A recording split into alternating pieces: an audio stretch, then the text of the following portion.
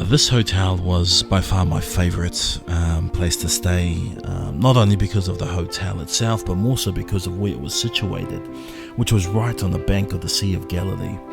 And it made for such an amazing backdrop to wake up to in the mornings, and in the evenings, surrounded in lights. It was as if the sea in its grand complexion was putting on this heavenly show for us as we just sometimes sat there in silence and marveled of its storied significance in the Bible. And over the course of the next 3 days, we would find ourselves here on our balcony in deep thoughts. And this is where it really hit home for Dad, someone who had spent many years of his life ministering the word and sacrament, and knowing just outside our room on the shores of Galilee was the very location of where Jesus started his ministry. And I could see how much joy it brought Dad to be here, and for me, it was moments like this that validated why we embarked on this journey to the Holy Land. At last we are here in Tiberius.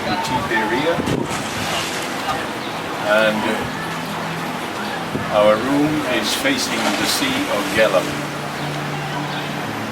and it is real. We have read a lot about the Bible, about Tiberius and the sea, the lakes, but now we can see it in reality.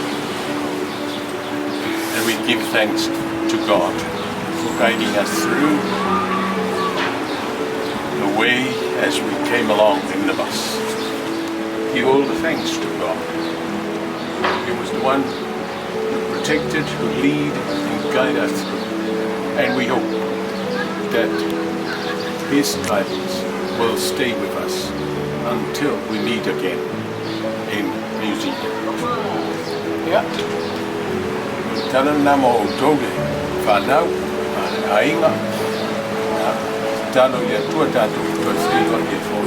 But as you can see the other side over there, we are surrounded by hills. We are down the valley of Galilee, under the sea level. And it's a nice feeling and scenery.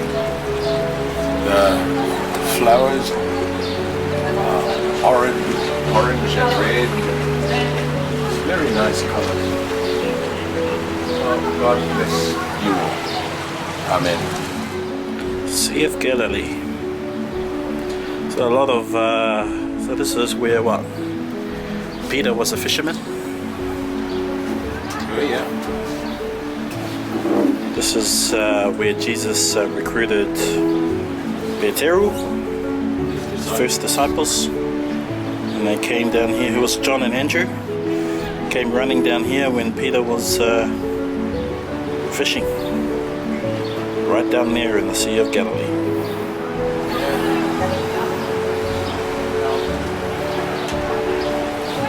Now you can see it in reality. The Sea of Galilee, how many times we read it in the Bible? How many times we've talked about it? Yeah, but God has put it in front of us. Give all the praise and the praises, blessings to Him. And I know there's someone in the group that we came together and asked me if I can baptize him. And when he said, I said, I'll think about it. But that means I'll ask God first. The man is a very old man. Maybe he's older than me, or maybe we're about the same age. What's his name again? Jim. Jim?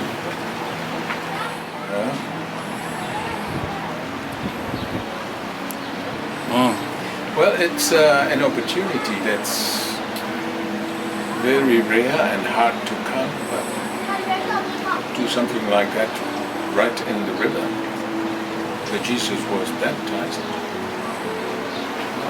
We'll just give it to the Lord that His Spirit be with us. Oh, no, Maria, Jerusalem. Var åker jag? Ja. Jerusalem. We went around Jerusalem today because Laifai Jerusalem. Och jag får ju inga. This was our last day here in Tiberius on the Sea of Galilee. We had already packed our bags and they were on the bus, and we were walking down to the wharf to catch a boat to cruise on the Sea of Galilee. And as you're walking down, you can't help but think about the significant events that took place here on the serene waters of the Sea of Galilee. And it's as Dad described earlier, it's a dreamlike feeling that is now real and tangible. Such a beautiful day. The sun here in Israel is so much more brighter than it is in the southern hemisphere, and if you look off into the distance, there's always that hazy view of the mountains because of how hot that Israeli sun is. Here we are getting ready to board the boat and go cruise on the Sea of Galilee, and the prophet Isaiah kind of springs to mind in Isaiah 9, where he has this kind of revelation about a future freedom coming by the way of the Sea of Galilee. And he has this revelation hundreds of years before the time of Jesus, and that freedom came when he started his public ministry on these shores. And some of the most iconic Jesus events took place here on the Sea of Galilee. It was where Jesus walked on water, where he calmed the storm, and also where he spoke the infamous words to Peter and Andrew, where he says, "Come follow me, I will make you fishers of men." The Sea of Galilee. The Sea of Galilee is about 20 miles long to about 12 miles from side to side. All the other side is full of kibbutzim. Mostly kibbutzim, no big towns on the other side. No big towns. A lot of tanks, a lot of army bases, a lot of missiles. It's like a big bath. Three rivers goes down right to here, and it floats out from the other side down to the Jordan River, down to the Dead Sea, and we're gonna do the whole way down. So these Golan Heights, somewhere around 20 miles from here, start Jordan. So it has water with Jordan. We will see it. We will see the fans. We will see everything. All right? Cruising on the Sea of Galilee was just such a peaceful experience, really neat, and probably one of my highlights on the tour. Yes. Have you ever seen it get really rough, like in the Bible stories? If I ever saw what? Storm. Have you ever seen a big storm? Oh. Yeah. I myself, I saw it twice. But it happens. The storm that there are a lot of people that drown here. Yeah. It still looks really easy. But when a big storm comes here, it's swift. Yeah. Yeah. A lot of occasions here. I saw it twice, and there are huge waves. It's like it doesn't look like a tsunami, but it's strong. It was so peaceful cruising on the Sea of Galilee. We got a bit of history lesson from our tour guide. We sung songs, we danced. There was biblical time, and I just really thoroughly enjoyed it. Listen, if the Dead Sea is the lowest point on Earth, and it's the same break. So this is low. It's around 200 meters below sea level. But it's not as the Dead Sea. The Dead Sea is the lowest place on Earth. All right. Midway through the cruise, they bring out a little souvenir shop, and I remember picking up 4 or 5. They're like these little stones from the Sea of Galilee, which had been engraved, and they were cool little souvenirs. The Golan Heights. It's a little bit hazy. You know why? Because of the heat. Because of the heat. The heat goes close up, so it's. But in a nice day, you could see the height shore. 40 miles, 50 miles, Syria. After Syria, what comes? Iraq.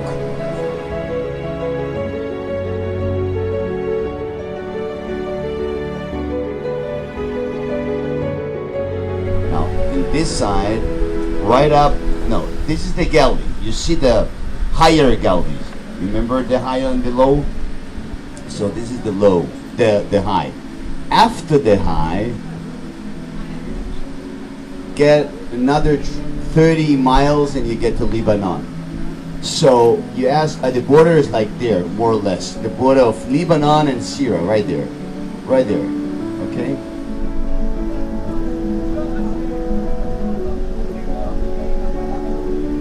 During the cruise, you'll see it shortly, but the tour group did a bit of traditional Israeli type dance, and I thought that was really cool. And there are new excavations over there, beautiful excavations, and they revealed the synagogue from the time of Jesus.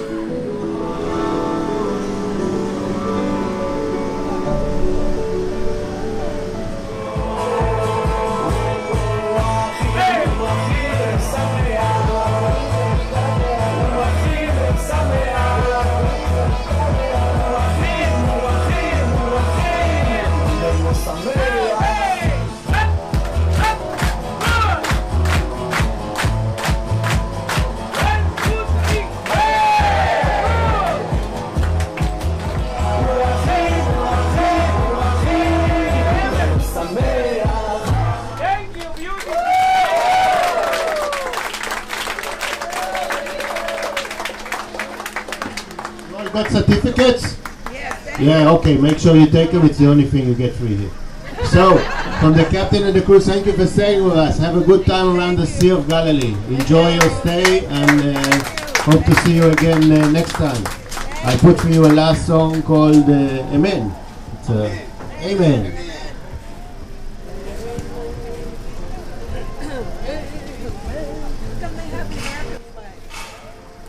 One more thing, don't forget to take all your belongings.